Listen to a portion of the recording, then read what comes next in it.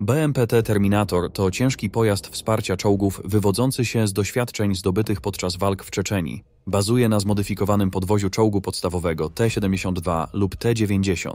Na nim umieszczono specjalnie zaprojektowany moduł wieżowy, który wyposażono w dwie armaty automatyczne kalibru 30 mm z zapasem 850 naboi.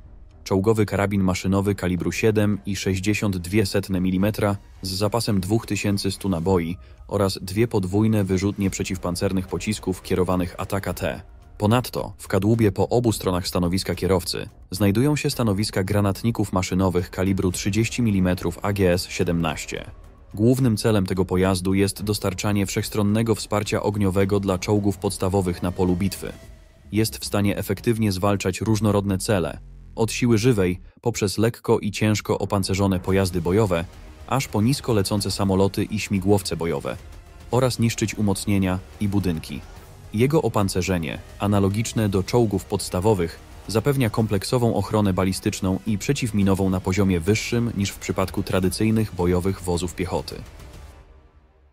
Iskander to pocisk balistyczny o krótkim zasięgu, będący jedną z nowszych broni w rosyjskim arsenale. Pierwsze udane testy tego pocisku miały miejsce w 1996 roku, a od 2006 roku rozpoczęto ich seryjną produkcję oraz wprowadzono je do użytku w rosyjskiej armii. Występują w różnych wariantach, z których najistotniejszym jest pocisk Iskander-M, charakteryzujący się zasięgiem wynoszącym 415 km, a według nieoficjalnych źródeł nawet 500 km i osiągającym prędkość 6 do 7 machów. Iskander-M może być wyposażony w głowicę termojądrową oraz być zdalnie sterowany przez operatora przez cały czas lotu. Posiada także zdolność do manewrów w locie umożliwiających uniknięcie środków obrony przeciwlotniczej przeciwnika. Cele dla Iskanderów mogą być wyznaczane na różne sposoby, między innymi za pomocą satelitów, samolotów zwiadowczych czy też zdjęć satelitarnych wprowadzanych do komputera. Głównym zadaniem tych rakiet jest niszczenie zarówno nieruchomych, jak i poruszających się celów naziemnych. Jeśli podoba Wam się ten odcinek, zapraszamy do polubienia i udostępnienia filmu oraz subskrypcji kanału, aby nie przegapić nowych materiałów. Dzięki i kontynuujmy. Samolot Su-35 to dwusilnikowy myśliwiec wielozadaniowy. Ma 22 metry długości oraz nieco ponad 15 metrów rozpiętości. Napędzają go dwa silniki AL-41F1S z wektorowaniem ciągu, które pozwalają mu osiągnąć prędkość maksymalną 2,25 Macha. Masa startowa samolotu waha się w granicach 28 ton, według niektórych starszych źródeł nawet 34 tony, z czego 8 ton przypada na uzbrojenie. Su-35 jest najbardziej zaawansowanym myśliwcem w służbie w Rosji dzięki nowym sensorom celowniczym i uzbrojeniu. System radiolokacyjny Irbis składa się z radaru N-135, systemu walki elektronicznej Hibiny-M oraz systemu identyfikacji Swój Obcy. Jest zdolny do śledzenia do 30 celów powietrznych, z których 8 może być śledzonych quasi-ciągłym, a 2 mogą być jednocześnie ostrzelane. Radar ma również tryb wykrywania dalekiego zasięgu, w którym może wykryć cel wielkości samolotu myśliwskiego z odległości 350 km na kursach spotkaniowych lub 150 km w pościgu. TOS-2 to soczka, to samobieżna kołowa wyrzutnia pocisków termobarycznych o kalibrze 220 mm, która może pomieścić 18 rakiet, ułożonych w 3 rzędach po 6 pocisków.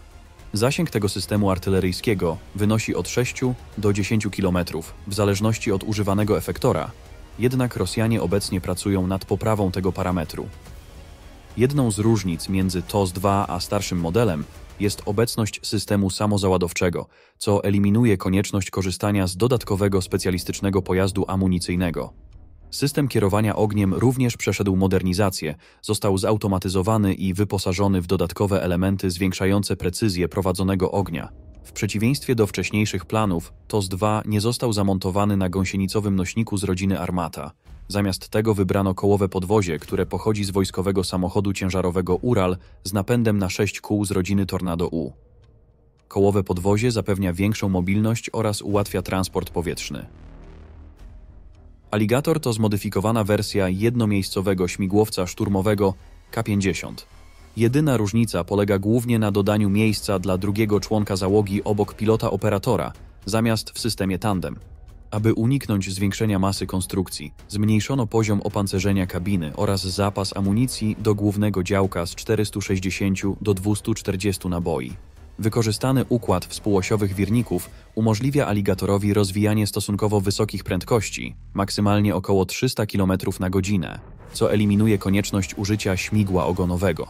K-52 jest wykorzystywany jako śmigłowiec dowodzenia i organizowania pola walki, ale dzięki swoim możliwościom ofensywnym może aktywnie uczestniczyć w walce.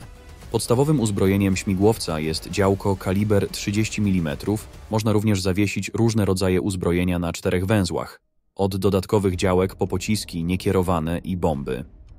Głównym scenariuszem działań K-52 jest wykrywanie i niszczenie pojazdów pancernych wroga z bezpiecznej odległości, czyli około 5 do 10 km od celu, aby uniknąć strefy silnej obrony przeciwlotniczej.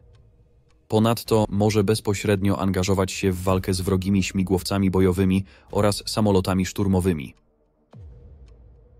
Mi-28NM to zmodernizowany śmigłowiec szturmowy z nowym zestawem czujników. Został wyposażony w radiolokator, nowe silniki, system kierowania ogniem oraz przeciwpancerne pociski 9M123 Chrysanthema.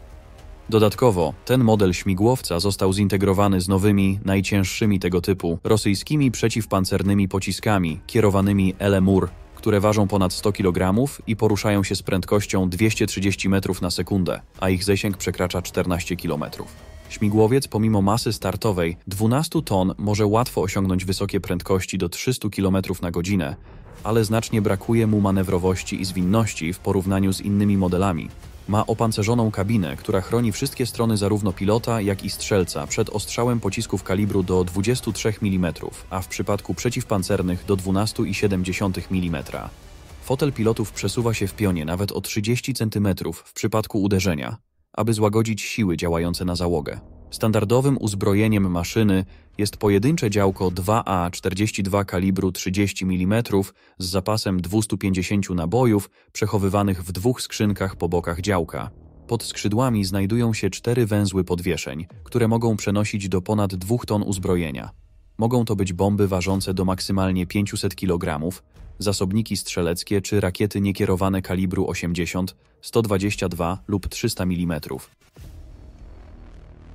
Torpedy Poseidon, określane również jako torpedy apokalipsy, to pociski wyposażone w głowice nuklearne, zdolne do wywołania fali porównywalnej z tsunami oraz dodatkowo jej napromieniowania. W praktyce są to bezzałogowe, zdalnie sterowane drony, które można także porównać do autonomicznych nuklearnych mini-łodzi podwodnych. Potrafią przenosić głowice jądrowe o mocy co najmniej 2 megaton. Ich prędkość wynosi od 20 do 30 węzłów, czyli od 37 do 55 km na godzinę. Każdy z pocisków o średnicy 2 metrów waży do 100 ton i mierzy 20 metrów. Dzięki atomowemu napędowi i zaawansowanym systemom sterowania Poseidon może pokonać tysiące kilometrów, unikając jednocześnie wykrycia. Gdy zbliża się do wybrzeża, detonuje ładunek nuklearny, generując potężną falę zdolną dotrzeć głęboko w lód. W wyniku eksplozji następuje radioaktywne skażenie, co czyni obszar niezdatnym do zamieszkania. Według raportu CNN, pierwotne informacje o torpedach atomowych Poseidon pojawiły się w 2015 roku. Wówczas jednak opinia międzynarodowa uznała to za jedynie straszak i blef. Niemniej jednak, już 4 lata później, rosyjska superbroń została publicznie zaprezentowana podczas testów, a w 2023 roku, po zniszczeniu przez Rosję amerykańskiego drona nad Morzem Czarnym, wspomniano o chęci użycia torped Poseidon przeciwko Stanom Zjednoczonym. Avangard to jedna z 6 nowych rosyjskich broni strategicznych zaprezentowanych 1 marca 2018 roku. Ten rosyjski hipersoniczny pojazd mierzący ponad 5 metrów i ważący 2 tony może przenosić głowicę jądrową z maksymalną prędkością 28 machów, czyli około 34 000 km na godzinę. Broń opuszcza atmosferę Ziemi i powraca na jej powierzchnię, trafiając w dowolne miejsce na globie 30 minut po wystrzeleniu. W przeciwieństwie do pocisków balistycznych, Avangard ma zdolność modyfikowania swojej trajektorii lotu, co utrudnia obliczenie miejsca przechwycenia dla systemów obrony przeciwrakietowej państwa atakowanego. Dodatkowo przy tak dużej prędkości staje się praktycznie spadającym meteorytem i generuje ogromne ilości plazmy, mogącej zakłócić działanie radarów. Rosyjskie wojska mają wyposażyć do 2025 roku 24 rakietowe pociski balistyczne w Avangardy.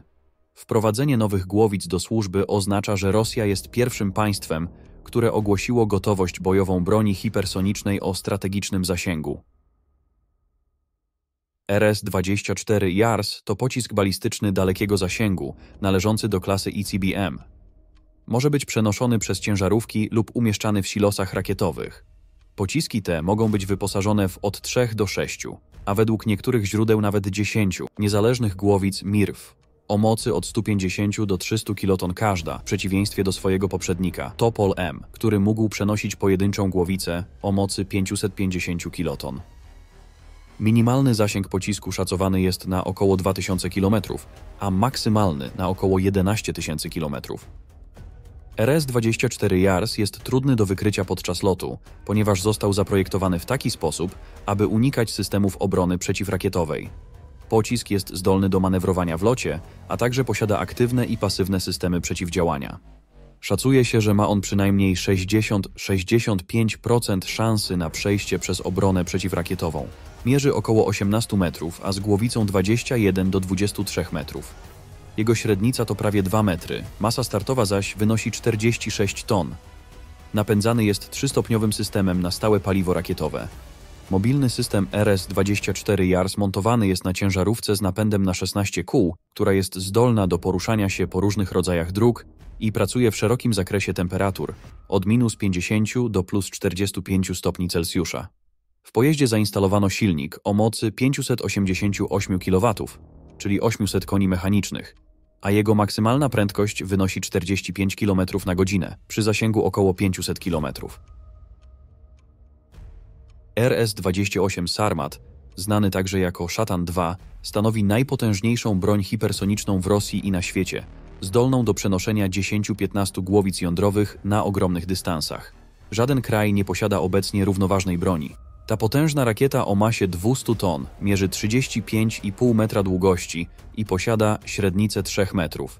Jest w stanie przenosić ładunki jądrowe o masie 10 ton i osiągnąć prędkość do 25 000 km na godzinę, czyli 7 km na sekundę.